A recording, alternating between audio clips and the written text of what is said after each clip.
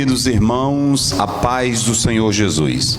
Nós estamos aqui para começar mais uma EBD online nessa oportunidade e queremos falar que estivemos ausentes há alguns dias devido à morte do meu sogro e tivemos que dar assistência à família, que era um grande amigo meu, que me respeitava muito e que eu amava e considerava, e devido a isto nós tivemos aí alguns domingos sem a nossa EBD, mas estamos de volta. Pedimos a todos as vossas orações em nome do Senhor Jesus. E vamos iniciar, como sempre, a nossa EBD online, orando com o pastor Wagner em nome de Jesus. Querido Deus, Pai bendito, Pai santo, te agradecemos por esta oportunidade, Senhor, de estar mais uma vez, Pai, aprendendo da Tua Palavra. Pai querido e santo, continua abençoando o nosso pastor Osiel, usando poderosamente no ensino da Palavra. Pai, abençoa cada um de nós que vamos aprender da Tua Palavra neste dia. Pai amado e santo, abençoa os Teus servos, professores, superintendentes, alunos que estão aí do outro lado, Senhor, aprendendo conosco, junto conosco nessa empreitada. Pai, abençoa cada um de nós, é o que nós te pedimos no nome de Jesus. Amém. Amém, graças a Deus. Estamos hoje aqui, neste sábado, antecedendo aí um dia da nossa escola, para que você, professor, aluno, superintendente, ouça aqui a nossa ajuda. É na verdade um subsídio para que você possa contribuir ainda mais na sala de aula, com auxílio bíblico, ajudando o seu pastor, ajudando a sua classe a entender mais e mais a palavra de Deus. Nosso objetivo aqui é que você seja edificado, seja fortalecido muito mais pela palavra do Senhor. E nós queremos dizer a todos que estamos estudando a lição escrita pelo pastor Eurico Bergsten, os princípios divinos em tempos de crise, a reconstrução de Jerusalém e o avivamento espiritual como exemplos para os nossos dias. Sempre vivemos de crise, sempre vivemos de reveses. Jesus falou em João 16, 3, no mundo tereis aflições, no mundo tereis tribulações, mas tende bom ânimo. O cristão sabe que o seu alvo é o céu. O cristão sabe que aqui na terra é apenas um peregrino, mas que tem promessa maior de morar no céu de glória. Ok? E nós sabemos que enquanto estivermos aqui nesta vida, nós não fugimos das realidades, dos incautos, dos problemas, batalhamos, construímos, casamos, mas o nosso alvo não é aqui.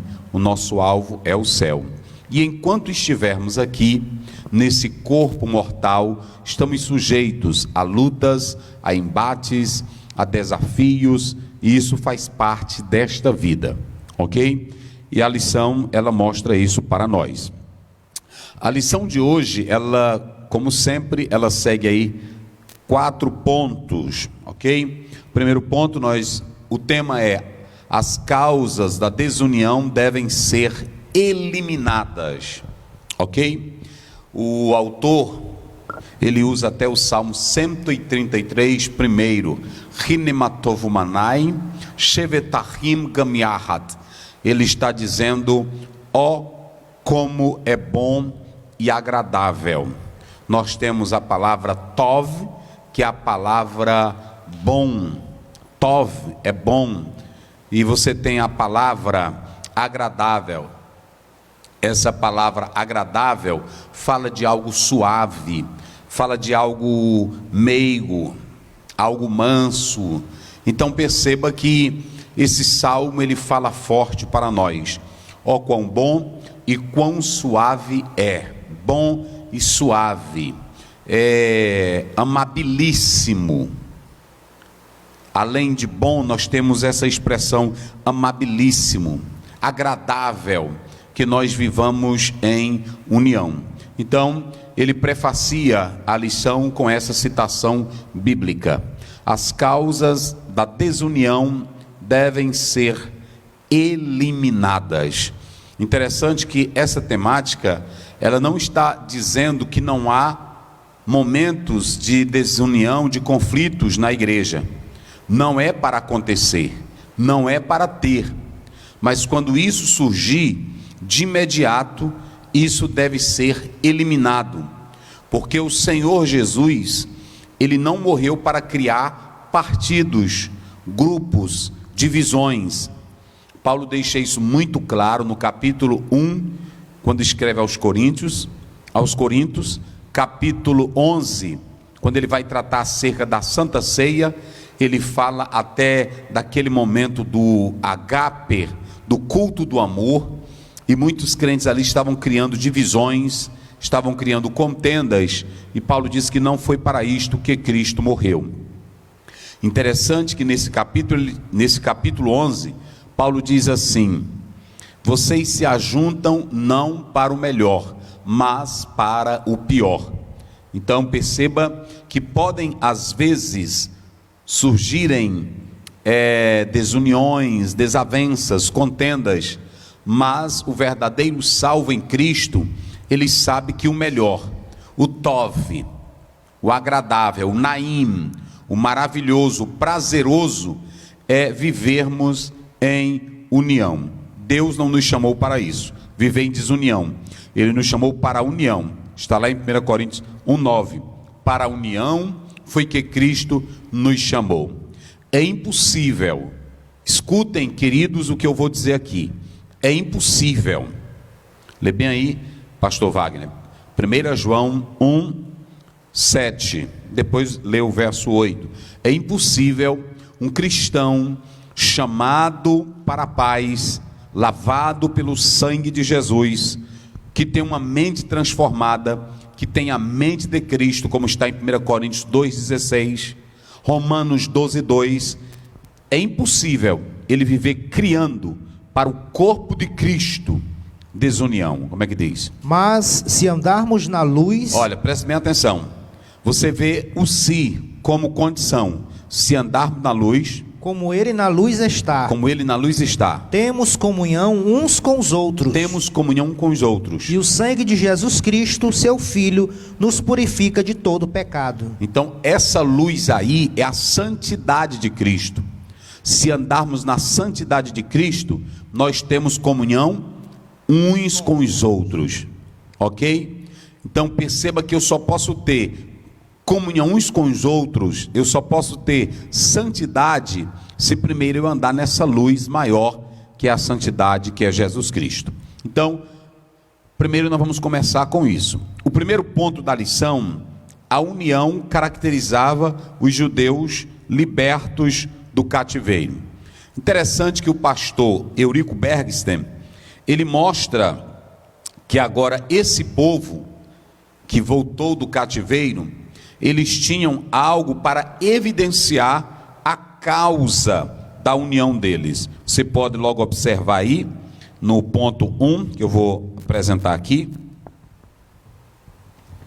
Ele começa mostrando que essa caracterização da união dos judeus que retornaram do cativeiro, ela firmava-se primeiramente na letra A.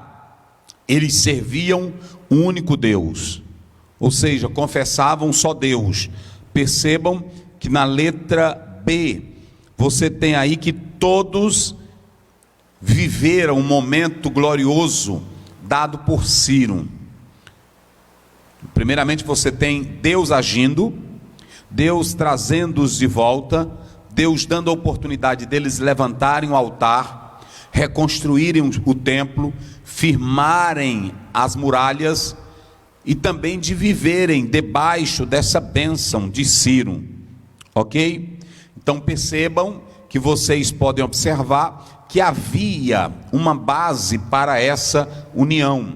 Essa união que caracterizava os judeus do cativeiro era porque eles agora compreenderam que só o Senhor é Deus, eles levantaram o altar ao único Deus, eles agradeciam as bênçãos recebidas da parte do Senhor, ok? O interessante é que no subponto 2 o autor diz assim: esta união entre os judeus simboliza a união que deve haver na igreja de Deus. Ele cita aí Gálatas 6,16, e nós podemos analisar que assim como os judeus libertos receberam benefícios divinos que caracterizavam a união, semelhantemente e em um platô maior, a igreja também ela recebe algo que caracteriza a base da união dela. Quando nós lemos Efésios 2, do verso 17 ao 19, nós vemos que o Senhor Jesus, pelo poder da sua morte na cruz, ele nos uniu com o Pai, ele tirou a parede da separação. Nós já falamos isso aqui na carta aos Efésios. Ele derrubou a parede da separação, e agora, conforme Gálatas 3,28, nós somos um em Cristo Jesus, o Filho de Deus, ok? Então, não há diferença, não há separação, não há classes. Escutem bem o que eu vou dizer aqui para os irmãos: não há classes. Quando nós falamos de classes, entenda que o pastor, na introdução, ele diz que o conflito surgiu entre diferentes classes sociais. Diferentes classes sociais.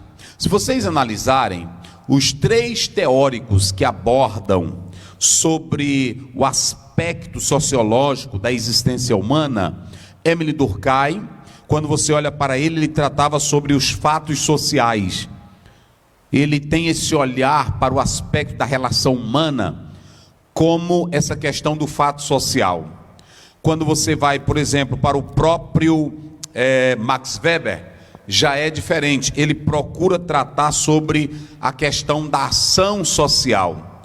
E quando você vai para Karl Marx, ele vai tratar sobre as lutas de classes. Ele dizia que eram essas lutas de classes que iria definir o homem na sua existência histórica. Para vocês terem uma ideia, essa questão de classes, que o Senhor não criou classes, o Senhor criou um homem só, o Senhor criou todos os seres iguais, com os mesmos direitos espirituais. Na questão de ofício, de trabalho, é uma coisa, é uma questão hierárquica, mas o Senhor não criou classe. Vocês sabiam que até mesmo na igreja, essa questão, eu já falei aqui de apóstolo, de bispo, essa questão de primado, ela não surgiu no primeiro século. Basta você ler Atos capítulo 1, a Bíblia diz que os apóstolos se respeitavam uns aos outros. Pedro não era maior do que Tiago, Tiago não era maior do que André. A comunidade respeitava por causa da comunhão que eles tinham com Cristo e por ter andado com o Senhor. Mas nunca existiu isso, a classe de leigos e a classe de sacerdotes ou seres superiores. Deus não criou isso. Na verdade, se você pegar Êxodo 19:5, Deus queria que toda a comunidade exercesse esse trabalho. Só que ela passou para essa tribo, e aí o Senhor escolhe a tribo de Arão para tal função. Mas hoje, a grande questão gira em torno disso aqui, classes. E lamentavelmente, o autor fala aqui dos judeus, porque a situação, a posição de alguém é definido pela classe. É definido pela classe. Nós não aceitamos o ensino comunista de Marx, nós rejeitamos, mas o que nós queremos dizer aqui é que existem pontos no aspecto sociológico que ele define isso. E eu quero pontuar isso para vocês aqui. Prestem bem atenção. Se eu sou um pastor, vou dar um exemplo aqui com a minha pessoa. Se eu sou um pastor de uma cidade pequena, se eu sou do interior, o irmão não vai olhar para mim como um pastor do interior, no mesmo nível como um pastor da capital.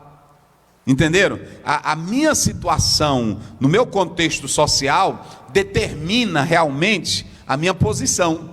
O que eu sou, não sei em si do pastor Osiel. Entenderam como é as coisas? Às vezes nós nos achamos maiores do que outros. E tem pessoas que dizem assim, não, isso é o respeito. Não, assim como eu respeito o pastor de uma capital, eu tenho que respeitar o pastor do interior. Porque o mesmo Deus que chamou da capital, chamou do interior. Ah, não, mas é porque ele tem uma responsabilidade maior. Jesus diz que quem tem responsabilidade maior, aí é que se humilha mais, para servir mais. Então só estou mostrando aqui que a maior questão hoje é a questão de classe. É a questão de classe. Não está em cor, não está em posição, está na questão dessa classe aqui. Isso é muito lamentável, porque na igreja nós temos várias classes.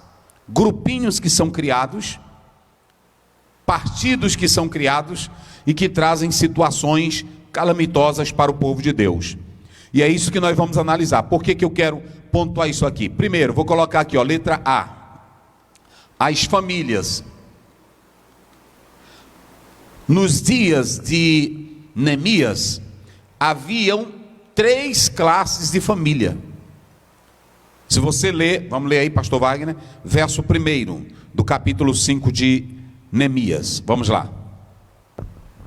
Foi, porém, grande o clamor do povo e de suas mulheres contra os judeus, seus irmãos. Pronto, prestem bem atenção, clamor do povo.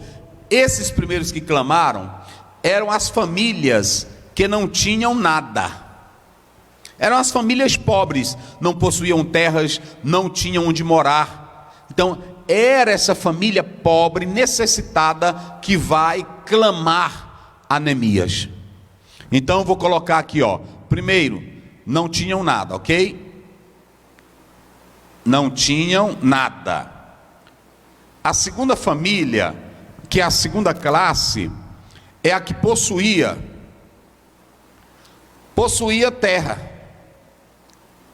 Essa que possuía terra estava com medo, porque diante da situação logo teria que hipotecar os seus bens, diante da situação calamitosa que eles estavam vivendo. Mas aí você tem uma terceira classe de família, era a família que já estava hipotecando o que tinha, terra, trigo, tudo. E que essa família, na verdade, que era poderosa, se vocês analisarem aí, eu coloco aqui, essa família maior, ela recebia desses dois aqui. Esse daqui não tinha nada, esse aqui tinha. Então essa família maior de judeus, que possuíam um poder aquisitivo maior, melhor, eles tomavam a terra, o trigo, recebendo dessas famílias pobres, dessas famílias humilhadas. E isso criava uma situação, porque o que determinava a situação de cada um aqui era a questão da classe, era a questão do poder, era a questão da economia. E essa luta, lamentavelmente, ela continua desde o berço da civilização humana, ela continua presente até o momento que nós vivemos hoje. Quando a igreja é criada por Cristo, tudo isso aqui é desfeito, porque em Cristo nós somos um só corpo, a igreja do Senhor Jesus. Então é interessante nós analisarmos essas questões, ok? E quando você olha para esse cenário aqui, isso é muito lindo, meus irmãos, é muito lindo. Quando vocês olham para esse cenário aqui, se eu sou de uma família que não tem nada, ou eu sou um líder que eu olho para essa família que não tem nada, eu não vou ligar para ela. Se essa segunda família já tem terra, mas já está entrando em pobreza, eu também não vou ligar para ela. Mas se eu tenho uma família maior que já está recebendo hipotecado os bens dessas famílias pobres, às vezes eu quero só dar valor a essa família que possui bem, a essa família que tem nome, a essa família que tem prestígio. Entenderam? E é isso aqui que eu quero pontuar, é que um líder de Deus, se ele não tiver visão, ele vai ser dominado por essa classe, e ele vai ser influenciado por ela, e não vai lutar nem pela primeira e nem pela segunda. Porque muitos, quando chegam ao poder, a uma determinada função, a uma determinada missão ou cargo, ele se deixa levar pela posição que ele exerce. E aí a classe maior domina ele, porque ele vive subordinado ao poder dessa classe. Neemias, quando chegou lá, ele viu tudo isso aqui, mas ele não vai aceitar essa classe superior mandando nas demais. E por que ele não vai aceitar? Primeiro, porque Neemias era um homem de fé. Segundo, Neemias era um homem de coragem. Terceiro, Neemias era um homem de sentimento pelos outros. Quarto, Neemias queria o bem de todos, não o bem de uma classe. Isso é muito interessante. Por quê? Porque Neemias, ele era esse líder. Ele era esse líder que na verdade trabalhava pelo bem dos outros. Deixa eu dizer uma coisa aqui. Um verdadeiro homem de Deus, um verdadeiro líder escolhido pelo Senhor, ele não se deixa levar pela posição, ele não se deixa levar pela classe. Nós sabemos que existem igrejas aonde o pastor, ele só prioriza uma determinada classe, uma determinada família, porque ela tem um poder aquisitivo lá em cima, porque ela é uma família de renome. Na verdade, líder, juiz, promotor, advogado, pastor, professor, deve respeitar a todos, independentemente da classe que esteja, porque todos nós somos imagens e semelhança de Deus. E Neemias, ele é um líder que na verdade tem respeito e tem temor, e ele não vai se deixar dominar por essa classe que estava tomando tudo dos mais pobres. Por quê? Porque ele era um líder cheio de Deus. Existem muitos líderes que são religiosos, existem muitos líderes que têm tradições, mas não têm comunhão com Deus. E a comunhão com Deus faz você ser diferente. E eu vou mostrar isso na Bíblia. Vamos lá, ler Lucas 10. Lucas capítulo 10, 30 até o 37. Vamos lá, rapidinho. 37, 30 a 37. E respondendo Jesus disse: descia um homem de Jerusalém para Jericó, e caiu nas mãos dos salteadores, os quais o despojaram e espancando-o se retiraram, deixando-o no meio morto. Isso. E ocasionalmente descia pelo mesmo caminho certo sacerdote. Para aí, quem é que descia? Sacerdote. Vou colocar aqui, ó, sacerdote. Vamos. E vendo-o passou de largo. Isso. E de igual modo também um levita. A classe maior lá de Israel, levita. Chegando àquele lugar e vendo, passou de largo. Isso. Mas um samaritano que ia de viagem chegou ao pé dele, e vendo-o moveu-se de íntima compaixão, e aproximando-se atou-lhes as feridas, aplicando-lhes azeite e vinho, e pondo-o sobre a sua cavalgadura, levou-o para uma estalagem e cuidou dele. E partindo Tá bom, aí. Olha, preste minha atenção, quem passou aí? Só tem vocês aqui, eu pergunto, quem passou lá? Sacerdote, levita e samaritano. Pronto. Prestem minha atenção que a maior representação de Israel passa lá, que era o sacerdote, que era para representar Deus perante o povo perante Deus, e o levita. Essa classe aqui era escolhida por Deus, mas eles, quando vê um necessitado, que a lição fala da injustiça social, e o que estava acontecendo aqui era uma injustiça, porque essa primeira família era pobre, não tinha nem onde morar. A segunda família tinha os bens, mas já estava sem força. E a terceira família era a família rica, mandatária, que se aproveitava da situação e aí tomava. Essas pessoas iam a eles, tomavam emprestado. Quando não se podia pagar, eles tomavam a terra, vendiam seus filhos como escravos, humilhando os outros. Se Neemias fosse um líder sem compromisso com Deus, sem comunhão com Deus, ele ia fazer como sacerdote, e ele ia fazer como quem? Como levita. Ele ia passar direto. E eu quero pontuar isso aqui para os senhores, que Gordon Feel, ele faz uma exegese, ele diz assim: passou o presidente da convenção, passou o vice-presidente e passou o maçom, e o maçom atendeu o necessitado. Entenderam?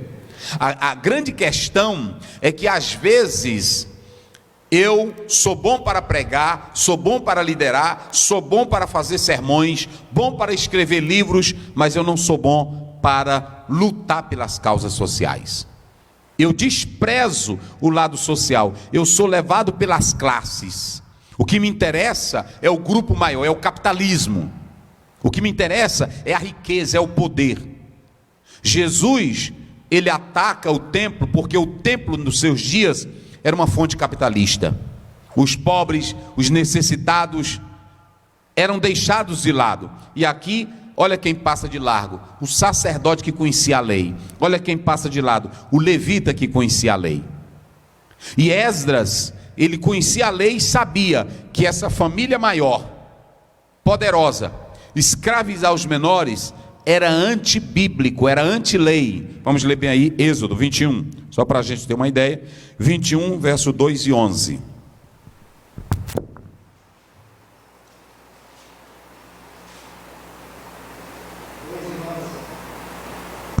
Se comprares um servo hebreu, 6 anos servirá, mas ao 7º sairá forro, de graça. Isso. 11, né? 11. E se lhe não fizer estas 3 coisas, sairá de graça, sem dar dinheiro. Muito bem. Agora vamos lá para Deuteronômio. Aliás, Deuteronômio 15, verso 7. Deuteronômio 15, 7. Vamos lá. Quando entre ti houver algum pobre de teus irmãos, Isso. em alguma das portas, na tua terra que o Senhor teu Deus te dá, não endurecerás o teu coração, Está vendo? nem fecharás a tua mão a teu irmão que for pobre. Então, prestem bem atenção, que se eu sou um líder, e eu não olho para as causas sociais, como o pastor pontua logo na introdução, eu não estou cumprindo o meu papel como homem de Deus. Porque há 2 coisas que devem caracterizar o homem de Deus. Uma, ele deve sempre sentir pelos outros. A outra coisa, ele deve querer o bem dos outros. Neemias sentia na pele, vou colocar aqui, Neemias, ele sentia na pele o que essas 2 famílias aqui estavam sentindo. Mas ele não somente sentia, ele queria fazer algo por eles. Porque às vezes nós temos um discurso: eu estou sentindo, eu estou vendo a luta das mulheres, dos negros, dos pobres. Eu estou escrevendo, há muita gente escrevendo, há muita gente pregando, há muita gente cantando, mas há poucas pessoas fazendo. Poucas pessoas estão fazendo. Então, a primeira coisa aqui é que quem tem a comunhão com Deus, quem tem o altar restaurado, quem adora no templo, não pode parar nisso também. Tem que procurar atender às causas sociais. Tem que atender para o lado desumano, injustiçados que essas pessoas sofrem, que essas famílias sofrem. Será se nós como igreja estamos fazendo isso? Qualquer estatuto de uma igreja começa dizendo que a igreja, a Assembleia de Deus, é uma instituição espiritual firmada nos princípios bíblicos, mas também uma entidade social. Será se nós estamos fazendo isso? Será se nossos dízimos e ofertas também estão sendo usados para promover o social na igreja? Então não adianta eu só estar aqui, Jesus criou comunhão, eu tenho comunhão com Jesus, eu tenho oração, estou evangelizando, eu tenho que sentir pelos outros. Sentir tanto no aspecto soteriológico, como no aspecto humano. Quantos não estão sendo injustiçados humanamente dentro da igreja? Rejeitados, criticados. Quantos não valorizam mais os outros por causa da cor, por causa da posição que ele exerce? E deixa de lado a real comunhão com Deus. Então isso é muito interessante quando nós pontuamos aqui, baseando a nossa palavra no que falou o pastor Eurico Bergsten. Ele prossegue dizendo no ponto 2, subponto 2, a letra A: os crentes sentem apoio espiritual para a sua vida. Quando você chega na igreja, que aí se fala de relacionamento social, você chega na igreja, tem um relacionamento social com a presença real de Cristo, as pessoas vão se sentir bem no nosso meio. É lamentável dizer, mas existem igrejas, templos, em que pessoas não querem frequentar ali. É lugar de baderna, de conversinha, de fuxico, de grupinho. Existem muitas igrejas que na verdade elas não são lugares para receber pessoas, são lugares para criticar pessoas. Nós pregamos o evangelho, nós falamos a palavra de Deus. Um dia desse eu estava olhando uma pessoa me criticando, porque eu recebi o governador numa festa, porque eu recebo uma autoridade na igreja. A igreja, Agostinho dizia que a igreja é a enfermaria, é o hospital para sarar pessoas. Na igreja eu não posso fazer a política, mas na igreja eu tenho que receber o governador, porque é uma autoridade do Estado, seja ele ateu, seja ele comunista, seja ele budista, é o governador, foi eleito, eu tenho que respeitar. Eu só não posso respeitar quando fere a Bíblia, mas respeito como autoridade. Paulo respeitou Nero, Pedro respeitava as autoridades, e eram autoridades cruéis. Então, muita gente que diz assim, o púlpito, a igreja não é lugar para gente errado como político, é lugar para eles. Quem não pode fazer a politicagem é o pastor, mas a igreja é lugar para essas pessoas, é para a prostituta, para o drogado, para o viciado, para a lésbica, a igreja é lugar para sarar vidas. A igreja não é lugar de julgar pessoas, a igreja não é lugar para condenar pessoas, a igreja é lugar para abrir portas para as pessoas. Senão nós vamos estar na mesma luta de classe. Não é isso? Eu vou estar tratando quem é maior, quem é menor, quem tem mais, e eu só quero aceitar A ou B dentro da igreja. Não tem nada a ver isso aí, meu irmão. Nós temos que analisar isso. Então é muito importante atentar a isso. A igreja tem que ser um local em que as pessoas que vierem aqui ou vierem para outros lugares, outras igrejas, elas devem se sentirem ali apoiadas, sustentadas, amadas. Eu me sinto bem naquela igreja, o pastor me ama, o pastor cuida de mim, o pastor zela por mim. Vocês sabiam que é missão do pastor, é missão do diácono, é missão do auxiliar, ele até ficar na porta, aguardando o povo. Eu não tenho esse costume, mas eu fico no culto e eu só saio quando o último crente sai. Eu falo com todos, respeito todos. Você não tem que tratar só o fulano que é da classe de médico, que é da classe de advogado. Nós temos que respeitar todos, porque perante Jesus não existe classes. Perante Jesus existe só um corpo que ele comprou com o seu sangue. Quem faz essa besteira aí somos nós. Aqui está o doutor fulano na igreja, aqui é o fulano de tal. Respeitar um título acadêmico é maravilhoso. Agora, querer fazer disso para dar prioridade ao irmão, menosprezando o outro, não é de Deus. Um doutor chegou para Jesus e querendo de ter alto nível com Jesus, até procurando ele à noite, está lá em João 3. Jesus olhou para ele e disse: doutor, se tu não nascer de novo, tu não entra. É assim. Então, às vezes nós criamos essa divisão de classes dentro da própria igreja. A igreja tem que ser um local para as pessoas serem apoiadas. Na letra B ele diz: na igreja levamos as cargas uns dos outros. Eu achei muito interessante a colocação do pastor Eurico Baxter, que ele coloca o capítulo 6 de Gálatas, verso 2, mas ele coloca o versículo 5, fazendo distinção. Levar as cargas uns dos outros é ajudar nos problemas. Agora, quando ele diz assim, cada um deve levar a sua carga, ali Paulo está falando da natureza pecaminosa, da natureza espiritual. Só quem pode resolver o problema da tua natureza espiritual é você. Eu não posso. Desejos, sentimentos, o querer, a vontade de ir, é uma coisa sua. Por isso que Jesus diz: toma a sua cruz e siga-me.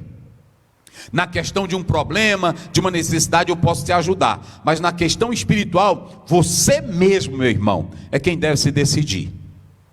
É quem deve se decidir. Então, a igreja, ela tem que ser esse local de ajudar uns aos outros. O irmão está necessitado, a irmã está no hospital, o irmão precisa do meu apoio. Tudo isso aí envolve o lado social e espiritual em Cristo Jesus. Na letra C, diz assim: a união nos faz forte.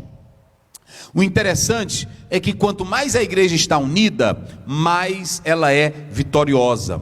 Quando a igreja é desunida, em contenda, na verdade ela fica fragmentada. Agora, quando a igreja ela está bem unida, ela se torna mais forte. Vocês querem ter um exemplo? Hoje nós temos o exemplo da igreja católica.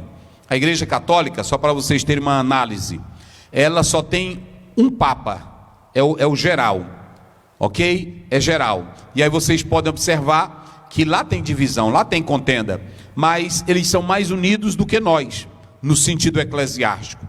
Por que eu digo isso? Eu digo porque vocês já analisaram tanto de ramificações que saem das Assembleias de Deus? Vocês já observaram tanto de templos e casinhas de orações que tem espalhadas em determinados bairros, só por causa de poder, de posição, que alguns criam isso? E eu digo isso com segurança, porque eu ando aqui em todos os bairros de São Luís, e eu vejo igrejas que as pessoas abrem, aí é só aquela pessoa que está lá. Aquilo ali nunca vai ser forte, nunca vai ter o fortalecimento. Quando vier uma crise, quem pode ajudá-los? Então, quanto maiores somos, mais fortes seremos.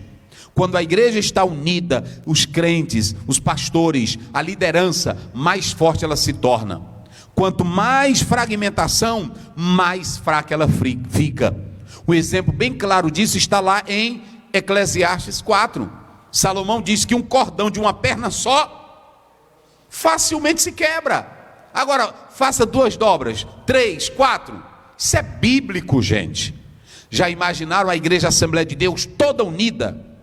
Mas o maior problema é porque às vezes eu me acho grande, eu me acho importante, e quando alguém me dá uma norma eu não quero obedecer, porque eu já sou grande, eu sou importante, eu sou um papa, e aí o negócio fica difícil. Mas o comentador está certíssimo.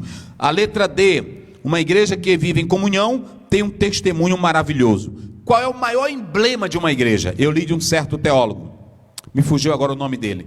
Ele pergunta, qual é o maior emblema, qual é a maior insígnia de uma igreja? São os seus templos? São os seus teólogos? Tem igreja aí se orgulhando da teologia que ela tem? Nada disso. A maior glória de uma igreja é a comunhão que ela expressa para o mundo. É a comunhão que acontece na Trindade. O primeiro exemplo de comunhão é a Trindade, ok? Nós temos o Pai, Filho, ok? Espírito Santo. Aqui está o nosso exemplo da Trindade. A Trindade, não há conflito na Trindade, não há desavença na Trindade, não há desigualdade na Trindade. Pai, Filho e Espírito Santo é o maior exemplo da Trindade. Inclusive o movimento ecumênico usa o exemplo da Trindade para mostrar para o mundo que todos nós podemos ser um. E é verdade. Lê aí João 17, 21, só para a gente analisar aí. Vamos lá. Para que todos sejam um, como tu, ó Pai, o és em mim, e eu em ti, que também eles sejam um em nós, para que o mundo creia que tu me enviaste.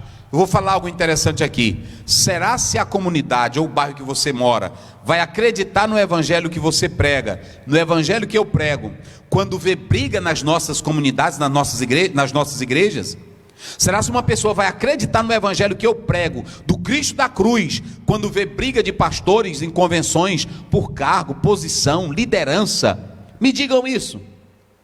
E o que tem de briga hoje, de desavença, de contenda, pessoas rasgando o corpo de Cristo em nome do poder e da grandeza. Vocês podem analisar que a túnica de Jesus, ela não tinha costura, ela era uma só, de alto a baixo.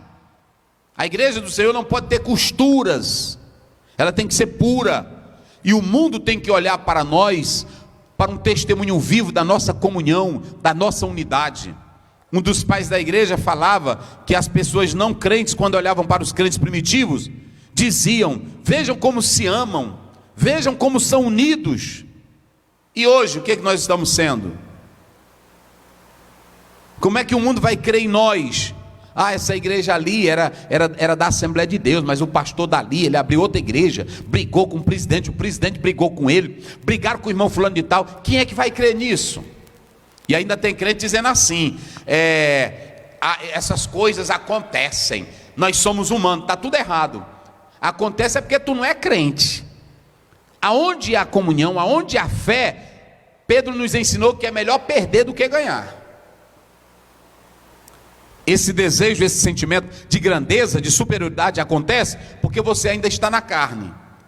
Quem está em Cristo quer mostrar para o mundo a verdadeira comunhão e a unidade, pois Jesus não morreu para formar templos, Jesus não morreu para formar escola teológica, Jesus morreu para formar uma igreja santa, que expresse ao mundo a sua comunhão, a sua santidade. Então, é a primeira parte aqui, e se vocês pegarem o subponto 3, do ponto 1, desse primeiro ponto aqui, a união caracterizava os judeus libertos do cativeiro, vocês podem observar que o autor mostra que mesmo o povo de Deus, sendo pequeno, inferior, quando chegaram lá na terra, onde estavam os opositores, os samaritanos, o povo de Deus, pela comunhão, pela unidade, pela fé em Deus, pelo entrosamento, pela interação, eles conseguiram vencer, conseguiram construir. Não há crise que não seja superada quando todos se unem com um propósito só. Quando todos se unem com um objetivo só. Mas quando cada um tem um pensamento, cada um tem uma visão, a coisa se distorce. Agora, quando todos pensam, leia Atos capítulo 4, você vai ver, a Bíblia diz que todos concordemente pensavam a mesma, porque oravam. Não há como a igreja pensar a mesma coisa quando um não ora, quando o outro vive brigando, quando o outro quer poder. Deus não trabalha nisso, ok? Vamos lá, ponto 2, a união entre os judeus estava ameaçada. Por que essa união, pastor Aziel, estava ameaçada? Vamos lá? Só observaram isso? Por que ela estava ameaçada? Porque uma classe maior, a classe dos ricos judeus, estavam dominando duas classes inferiores, escravizando, e pela lei eles não deveriam fazer isso. E se o homem de Deus, lê bem aí, pastor Wagner, vou colocar bem aqui o sentimento de Neemias, lê bem aí 5 verso 7. E considerei comigo mesmo no meu coração, depois pelejei com os nobres e com os magistrados, e disse-lhes... Comece pelo verso 6, ouvindo eu, pois, o seu clamor e essas palavras, muito me enfadei. Para aí, como é que diz? Muito me enfadei. Muito me enfadei. Enfadei, muito bem. Só essa palavra em que eu quero. Enfadei. Enfadei. Prestem atenção que diante da situação que Neemias viu, às vezes até tem crente que diz, pastor Zé, tem hora que o senhor é duro, tem hora que o senhor fala isso. Pois agora eu vou dizer uma coisa para vocês. Olha o sentimento de Neemias. Quando Neemias viu a classe maior dominando a menor, explorando a menor, ele não aguentou. Como é que diz a tua Bíblia? Ele fez... Ouvindo eu, pois, o seu clamor e essas palavras, muito me enfadei. Olha aí, a tradução dele aqui diz enfadar. Tem uma que diz assim, aborreceu. Mas se você for para o hebraico, eu coloquei aqui, hará, é a palavra irá. É esquentar. É ficar furioso. É não aguentar. Um homem de Deus, um homem que tem Deus no coração, ele não aceita injustiça. E deixa eu dizer uma coisa, você irá se esquentar, porque tem irmão que diz assim, pastor, o senhor às vezes se ira, e iro mesmo. Agora eu me iro é contra o pecado, eu me iro contra a injustiça. Não é uma ira emocional, irracional, não é uma ira descontrolada, é uma ira que quer o bem, é uma ira que quer a justiça, é uma ira que quer o zelo. Neemias fica irado, ele fica quente, ele fica furioso, porque eu vou dizer, homenzinho velho mole, líder mole, não faz nada não. Não adianta só sentimento. Até que eu penso bem, mas eu não posso fazer nada, tem um sistema, é muita coisa, eu não sei como entrar nisso, eu vou ferir pessoas, não, vou deixar com Deus. Para que Deus colocou aí? Se for só para ele resolver, ele não colocava liderança. Ele coloca liderança, é para resolver. Agora muitos não resolvem porque não tem crença, não tem temor de Deus.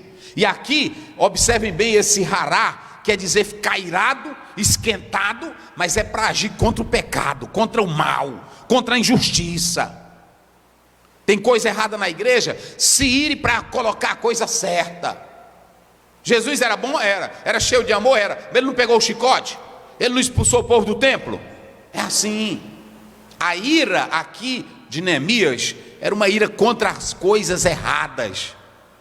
Nós temos que ter essa ira. Então prestem bem atenção. Por que a união estava ameaçada? A construção das muralhas, o templo reerguido, o altar construído, a bênção vivida por meio de Ciro. Por que estava tudo ameaçado? estava ameaçado por causa dessa classe. Uma classe só ia estragar tudo. Isso é triste, meus irmãos. É triste. E observem bem, leia aí o verso 7. E considerei comigo mesmo no meu coração, depois pelejei com os nobres e com os magistrados, e disse-lhes: usura tomais cada um de seu irmão. E ajuntei contra eles. Tá bom aí, ele fez o quê? Pelejou. Ele não ficou só irado. Olha aqui a palavra, ó. Rive, é a palavra hebraica. Rive é a palavra que quer dizer pelejar. Essa palavra aí, ela quer dizer demandar, contender. Como ele viu que estava tudo ameaçado, ele não somente se irou, ele não somente se esquentou, mas ele agiu. Ele disse: eu vou pelejar. Porque não adianta você só, eu estou indignado. Aí vai para a internet, vai trabalhar, meu irmão, vai pelejar. Ele foi lá, um homem de Deus, e eu acho interessante aqui que o pastor fala isso, pastor Eurico Berti, ele fala isso no segundo ponto. Ele diz que um homem de Deus, ele deve procurar resolver pequenas demandas para que elas não se tornem grandes. Saiba de uma coisa: grandes problemas nunca surgem com grandes problemas, se surgem com pequenas rachaduras. E se o líder não tiver esse rive de pelejar, de lutar, de exercer, ele não vai vencer. Neemias era esse líder, era um líder que queria lutar, era um líder que queria enfrentar. Nesse ponto 2, você pode observar que ele fala da injustiça social, e ele mostra que estava ameaçado por algumas questões: falta de amor, dureza nos corações, não é isso? Então, esses ricos eram duros, egoístas, prepotentes, e não estavam ligando para os menores, não tinham amor. E se o líder se deixar dominar por essa classe maior, sem esse sentimento, ele também cai no mesmo erro, na mesma situação. E tem uma coisa interessante, pastor Wagner, meus irmãos, é que ele diz assim: e como é que fica a imagem de vocês perante os gentios, perante os pagãos? Já observaram isso? Ele diz isso. Vê se é o 10. Acho que é o 10, não for o 10 é o 9. Também o 10. Também eu, meus irmãos e meus moços, sim, ajuro, lhe temos dado dinheiro e trigo, deixemos este ganho.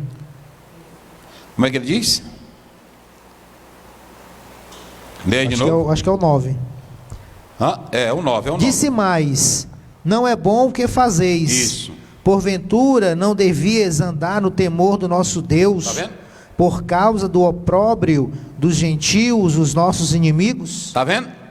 Se vocês analisarem aí, opróbrio, eu coloquei aqui, ó. Aqui, ó. Essa palavra hebraica aqui, ó. Repar. Essa palavra, se você analisar ela no hebraico, ela quer dizer desdenhar, reprovar. Ou seja, os próprios pagãos iam dizer assim: como é que pode? Eles disseram que Deus libertou da escravidão, tirou da opressão, e eles mesmos estão escravizando seus irmãos. Sabe qual é o mais triste? É que às vezes o problema não está lá fora, o problema está dentro da comunidade de salvos. E esse problema que começa dentro, ele sai dos arraiais cristãos e atinge a sociedade, de modo que passamos a ser vergonha, opróbrio para as pessoas não crentes.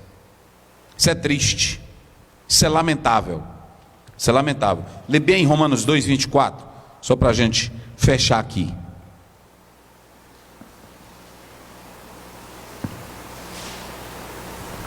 Vamos lá. 2:24.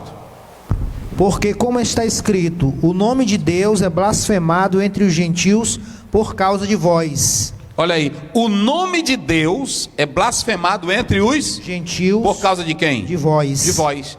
Então, essa classe das famílias ricas cobravam juros, oprimindo os mais pobres. Deixa eu dizer uma coisa: alguém prestar dinheiro entre os judeus não era pecado. Não era pecado de maneira nenhuma. Agora, cobrar dos próprios judeus com usura era o pecado. Querer ganhar, porque na verdade o emprestar é para alguém que está necessitado. E quando você empresta para suprir uma necessidade, quando a pessoa puder lhe devolver, aí é bênção de Deus. Agora, quando você empresta como forma de comércio e coloca juros em cima para ganhar muito mais, aí você está errado. Era assim que estava acontecendo lá. Nem que o outro se desgrace, nem que o outro fique pobre, nem que o outro perca tudo, mas eu estou ganhando, para mim é que importa. Aí está a injustiça. E Esdras, Neemias sabiam que isso não poderia acontecer no meio deles. Então o que ele faz? Ele diz: isso está errado e vocês precisam abandonar isso. A classe maior tire os juros, libertem os nossos irmãos. E todos aceitaram a palavra de Neemias. Que coisa boa, meus irmãos. Isso é maravilhoso. Nós podemos analisar que depois que eles concordaram com Neemias, Neemias fez jurar. Se vocês atentarem bem, essa palavra no hebraico, ela fala para nós algo importante, que é o julgar, não é? É isso, é o chavar. Entenda que essa palavra aí no hebraico, como nós estamos analisando, aliás, é um ain, coloquei foi o resh. Essa palavra aí que nós estamos analisando no hebraico, jurar. Por que ele fez que jurasse? Ele fez esse juramento como símbolo, e para que aqueles que quisessem desobedecer, atentassem para esse juramento. Leia aí o verso 12 e o 13, pastor, só para a gente ter uma ideia aí, rapidinho. Então disseram: restituí-lo-emos e nada procuraremos deles, faremos assim como dizes. Então chamei os sacerdotes e os fiz jurar que fariam conforme esta palavra. Também o meu regaço sacudi e disse: assim sacuda Deus a todo homem da sua casa e do seu trabalho, que não cumprir esta palavra, e assim seja sacudido e vazio. E toda a congregação disse: amém, e louvaram o Senhor, e o povo fez conforme esta palavra. Sacudido o seu regaço. Olha o que eu coloquei aqui, ó, Hotsen. Essa palavra aqui, Hotsen, que na verdade eu traduzi aqui, é peito, é colo. Sabe o que Deus estava dizendo? Através de Neemias: se vocês não aceitarem isso direitinho, não cumprirem, Deus vai jogar vocês fora do colo dele. Quando você é fiel, quando você é sincero, quando você é obediente, quando você ajuda os outros, a linguagem figurada aqui, simbólica, é que Deus te coloca no colo dele. Já pensou? Agora, quando tu não faz nada, ele tira você do colo dele de imediato. Ele te joga fora. A expressão aí é naar no hebraico. Sacudir, eu vou te sacudir. É um menino que não presta, Deus vai jogar você fora do colo dele. Lê bem aí, Mateus 10, 14, Atos 13, 51. Mateus 10, 14, Atos 13, 51. 10, 14 de Mateus. Isso. E se ninguém vos receber, nem escutar as vossas palavras, saindo daquela casa ou cidade, sacudi o pó dos vossos pés. Olha aí, sacudi o pó dos vossos pés. Tá aí. Deus faz assim com quem não obedece, com quem não é fiel, com quem faz juramento e não cumpre. Deus faz dessa forma. Vamos lá. Atos 13, 51. Sacudindo, porém, contra eles o pó dos pés, partiram para Icônio. Pronto. Então, eu vou finalizar aqui, mas nós temos, primeiro, essa união que estava ameaçada. Quarto, Neemias soluciona o problema. Eu já falei, por que ele vai solucionar? Porque ele é um homem de fé, ele é um homem de oração, ele é um homem de coragem, ele é um homem que conhece a lei. Ele vai solucionar esses problemas porque ele conhece a lei. Mas tem uma coisa interessante, ele vai solucionar esse problema porque ele tem temor de Deus. Ele tem temor de Deus. 2 vezes nesse capítulo se diz isso, é o 15, verso 15, vê aí. É o verso 15, ele tinha temor de Deus. Mas os primeiros governadores que foram antes de mim, isso, oprimiram o povo e tomaram-lhe pão e vinho. E além disso, 40 ciclos de prata. Ainda também os seus moços dominavam sobre o povo. Porém eu assim não fiz, por causa do temor de Deus. Por causa do temor de Deus. Se vocês analisarem, eu coloquei aqui, ó, irá é a palavra hebraica para temor. é ter medo de um objeto sagrado. Esse temor não é medo, não é aquela fobia, é o medo de respeito, de reverência. E ele começa dizendo aí, porque como eu disse agora há pouco, há muitos que assumem uma posição, ok? Assumem uma posição maior e assumem essa posição para oprimir os outros, para se amostrar. Eu sou o presidente, eu sou o líder, eu sou o superintendente. Observem que Neemias diz assim: quando eu recebi o cargo de governador da Judéia, desde 444 até 432 a.C., Neemias diz assim: eu quando recebi, eu não fiz como os demais governadores, eu não oprimi ninguém. Eita, meus irmãos, isso aqui é forte. Ele era governador, e como ele sentia pelos outros e queria o bem dos outros, ele diz: eu não fiz como os outros. Só que deixa eu dizer uma coisa para vocês, quando ele fala isso, ele não está falando de Zorobabel, que foi antes dele governador. Ele está falando dos governadores persas, que assumiram o comando lá na Judéia, e mandavam e cobravam impostos, e sugavam até o último centavo, e comida e tudo do povo, para a glória deles. Ou seja, eram governadores que viviam em uma determinada posição, mas eles oprimiam o povo. Como é que ele diz no verso 15? Eu acho lindo isso aí. Ele diz: mas os primeiros governadores que foram antes de mim, oprimiram o povo e tomaram-lhe pão e vinho. Oprimiram o povo e tomaram-lhe pão e vinho. E além disso 40 ciclos de prata. Está vendo? Ainda também os seus moços dominavam sobre o povo. Porém eu assim não fiz, por causa do temor de Deus. Eram aí 40 barras de prata que eles teriam que dar, uma por dia. E aí, eu coloquei aí. Outros colocam 40 barras de prata por dia. Era um salário de 480 ciclos anualmente, que daria em prata 360. Eles oprimiam, estavam na posição e arrogavam-se dela. Não tem pessoas que dizem assim: eu sou o governador aqui, eu tenho o meu direito, eu faço o que eu quero. Eu sou o líder aqui, eu tenho o poder, eu faço o que eu quero. Negativo. Neemias diz assim: eu fui governador, mas eu não comi esse pão, eu não oprimi ninguém, eu não abusei desse poder. Vocês sabiam que todo o poder que Neemias tinha, inclusive como governador, ele não usou dos seus direitos. E sabe o que ele fazia mais?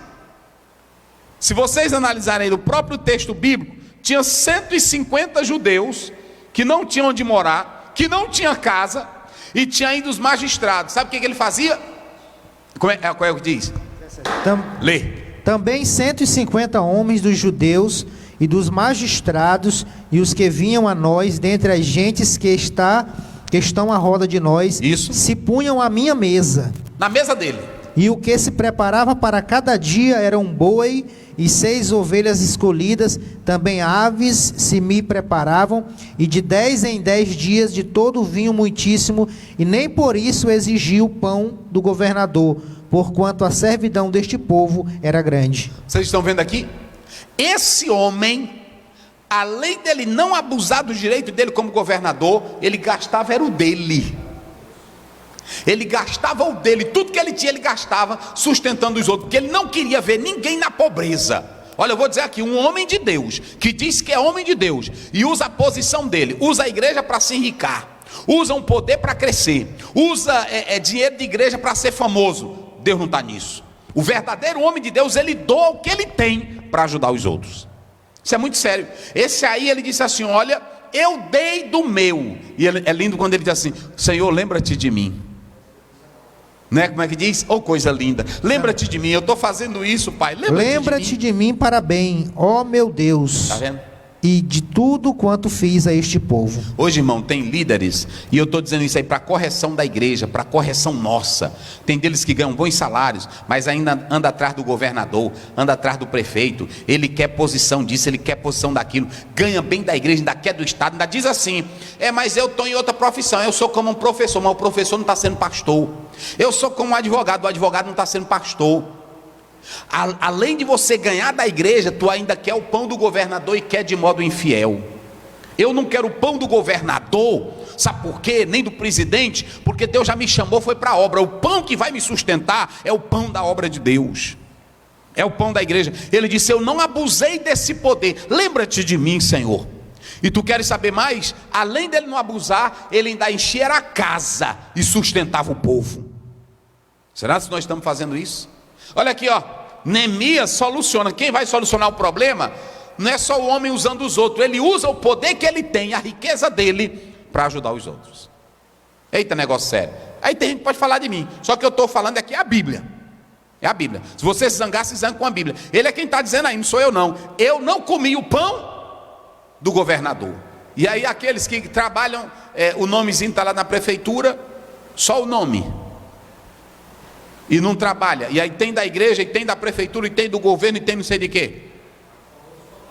Pois é. Então veja bem, aí a Bíblia diz que a paz voltou a reinar entre os...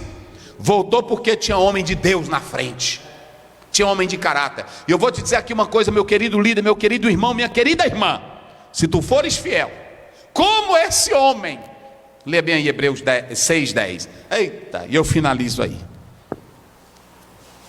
Agora que eu comecei a me esquentar, mas eu vou parar por aqui. Já? Porque Deus não é injusto, Eita, para se esquecer da vossa obra e do trabalho de amor que, para com o seu nome, mostraste enquanto serviste aos santos e ainda servis. Deus não é injusto para se esquecer do que você fez, do que você faz. Ô meu querido irmão, medite nisso. Faça o seu trabalho com amor e com alegria. Que Deus te abençoe para sempre. Amém. Pastor Wagner encerra com oração. Querido Deus, meu Pai bendito, te agradecemos, ó Pai, por este ensino maravilhoso da Tua palavra, Senhor. Pai, continua abençoando cada um de nós, a Tua igreja, Pai, de um modo geral, o nosso pastor Osiel, Senhor, continua abençoando o Teu servo, suprindo as suas necessidades, continua ajudando poderosamente em nome do Senhor Jesus Cristo. Também cada aluno, cada professor, cada superintendente, aqueles que assistiram essa aula, Senhor, que eles venham também ser impactados pelo Teu poder, Senhor, para assim também trabalhar de forma justa na Tua obra, para a glória do Teu santo nome. É o que nós te pedimos e por fé te agradecemos agora e sempre. Amém. Senhor Jesus Cristo, o amor de Deus nosso Pai, a doce comunhão do Espírito Santo seja com cada um de nós, em nome de Jesus. Amém.